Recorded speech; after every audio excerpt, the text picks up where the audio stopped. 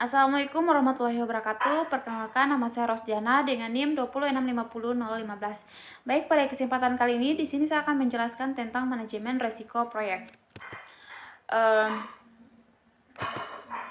Problem. Masalah atau problem secara waktu timbul dari aktivitas keputusan yang dilakukan pada masa lalu, sehingga saat ini sudah terjadi dan sudah diketahui dampaknya. Sebagai contoh, macet di Jakarta merupakan gambaran dari masalah, karena sudah terjadi pada kondisi saat ini dan penanggulangan ke depannya dilakukan oleh manajemen krisis atau operasional khusus. Sementara resiko merupakan kejadian yang belum terjadi, baru merupakan perkiraan akan terjadinya pada saatnya nanti. Apakah akan benar-benar terjadi atau tidak, tergantung dari penanganan dan tindakan yang akan dilakukan. Dengan melakukan mitigasi resiko dalam bentuk mengurangi dampak, menerima resiko, membiarkannya, dan mentransfernya, maka akan diketahui posisi terkait kondisi resikonya. Ada 3 komponen yang berkaitan dengan resiko. Yang pertama, efek. Berkaitan dengan positif maupun negatif, bahkan keduanya. Efek merupakan penyimpanan dari apa yang diharapkan dan dapat berkaitan dengan menciptakan atau menghasilkan peluang atau ancaman. B. Ketidakpastian, yaitu suatu keadaan, kondisi, kurangnya informasi terkait dengan pemahaman atau pengetahuan tentang suatu peristiwa, konsekuensinya, atau kemungkinan sesuatu terjadi. C. Sasaran merupakan tujuan dari sesuatu yang akan dicapai, di mana dapat memiliki berbagai aspek dan kategori serta mempunyai beberapa tingkat. Resiko. Menurut kamus, resiko adalah kemungkinan kerugian atau kecelakaan. Definisi dari resiko proyek adalah sebuah ketidakpastian yang dapat berdampak positif atau negatif bagi proyek. Tujuan dari manajemen resiko adalah untuk meminimalkan potensi resiko negatif sambil memaksimalkan potensi resiko positif. Manajemen resiko proyek mengidentifikasikan, menganalisis, dan memproses terhadap risiko yang ada selama proyek agar tujuan proyek tercapai. Manajemen risiko, pengendalian risiko ada, kemudian ada penanganan risiko. Dalam pengelolaan perusahaan secara umum, fungsi penerapan manajemen risiko pada tingkat perusahaan adalah yang pertama, memperkuat analisis pencapaian strategi perusahaan. Yang kedua, memudahkan dalam mengambil keputusan. Yang ketiga, meningkatkan produktivitas perusahaan. Proses manajemen risiko proyek. Yang pertama, perencanaan manajemen risiko, menentukan pendekatan dan rencana aktivitas manajemen risiko untuk proyek. Yang kedua, ada identifikasi risiko, menentukan dan mendokumentasikan risiko-risiko yang dapat berdampak bagi proyek.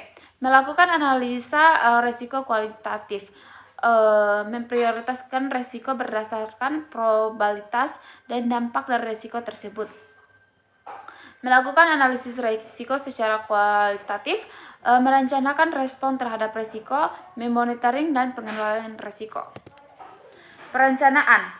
Input, faktor lingkungan, aset, proses organisasi, pernyataan ruang lingkup proyek, rencana manajemen proyek. Teknik, planning, meeting, and analysis. Output, rencana manajemen risiko, metode, peran dan tanggung jawab, anggaran, waktu, kategori risiko, dan definisi peluang dan dampak risiko. Identifikasi risiko. Input, faktor lingkungan, aset, proses organisasi, pernyataan ruang lingkup proyek, manajemen, rencana manajemen proyek, rencana manajemen risiko. Teknik, documentation review, brainstorming, Delphi interview, dan lain-lain. Output, risk, daftar risiko teridentifikasi, daftar respon potensial risiko, akar penyebab, kategori risiko yang update. Analisis risiko kualitatif. Input, aset, proses organisasi, pernyataan ruang lingkup, rencana manajemen risiko, risk assign. Teknik, penilaian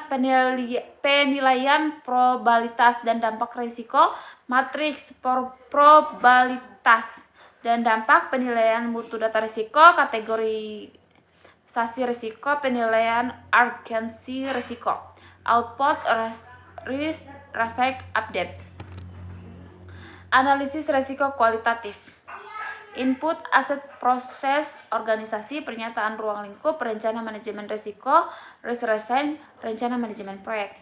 Teknik, data gathering, interviewing, probability distribution, express judgment. Output, risk reset updates, analisis probabilistik proyek, peluang mencapai tujuan, biaya dan waktu, daftar prioritas risiko terkualifikasi. Perencanaan respon risiko, input risk management plan, risk register, teknik, strategi untuk risiko ancaman atau negatif atau ancaman, output risk resign atau updates. Pengendalian dan monitoring risiko, input risk management plan, risk resign register, teknik risk reassessment, risk audience, output risk register, request change. Risiko negatif dan risiko positif. Risiko negatif melibatkan pemahaman terhadap potensi masalah yang mungkin terjadi dalam proyek dan bagaimana risiko tersebut dapat menghambat proyek. Risiko positif adalah risiko yang dihasilkan oleh sesuatu yang baik, kadang disebut peluang atau kesempatan. Strategi risiko negatif, avoid. Penghindaran risiko melibatkan perubahan rencana manajemen untuk menghilangkan ancaman oleh risiko merugikan. Transfer, pemindahan risiko mensyaratkan penggantian penerimaan dampak negatif dan pemilik ke pihak ketiga. Mitigate, pengurangan peluang dan atau dampak peristiwa berisiko merugikan ke ambang atau batas yang dapat diterima. Strategi risiko positif, exploit, strategi untuk memastikan bahwa kesempatan dapat realisis. Share, alokasi kepemilikan terhadap pihak ketiga yang memiliki kemampuan terbaik menangkap peluang manfaat proyek. Enhance, memodifikasi atau ukuran. Perencanaan manajemen risiko. Rencana kontingensi. Rencana kontingensi aksi yang dilakukan oleh tim proyek apabila sebuah risiko benar-benar terjadi. Fallback plan, rencana yang dikembangkan untuk risiko yang berdampak sangat tinggi pada keberhasilan proyek. Kategori risiko, risiko pasar, risiko finansial, risiko teknologi, risiko manusia, risiko proses. Risk breakdown, gambaran tingkat kategori risiko dari sebuah proyek digunakan untuk mengidentifikasikan dan mengkategori risiko. Contoh risk breakdown structure. Potensi risiko negatif dikaitkan dengan knowledge area. Identifikasi risiko. Brainstorming, membentuk grup yang membahas berbagai macam ide atau solusi secara spontan untuk menyelesaikan permasalahan tertentu. Teknik Delphi digunakan untuk mencapai kesepakatan dari sekumpulan ahli di bidang tertentu yang melakukan prediksi terhadap masa depan. Interview, sebuah cara untuk menentukan fakta dengan cara mengumpulkan informasi melalui tahap muka, telepon, email, atau instant message. SWOT, risk resign, matriks portabilitas. Contoh matriks portabilitas. Analisis kualitatif risiko.